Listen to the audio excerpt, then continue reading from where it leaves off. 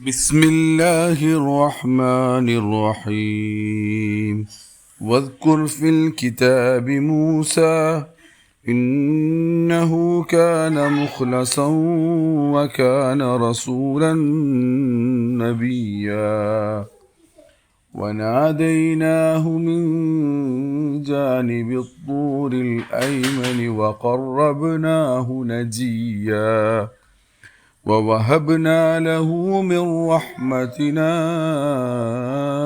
أخاه هارون نبيا.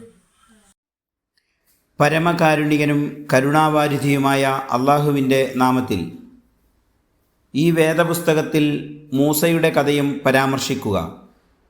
തീർച്ചയായും അദ്ദേഹം തിരഞ്ഞെടുക്കപ്പെട്ട വ്യക്തിയായിരുന്നു, ദൂതനും പ്രവാചകനുമായിരുന്നു. മലയുടെ വലതുവശത്തു നിന്നു നാം അദ്ദേഹത്തെ വിളിച്ചു. രഹസ്യ സംഭാഷണത്തിനായി നാം അദ്ദേഹത്തെ നമ്മിലേക്ക് അടുപ്പിച്ചു.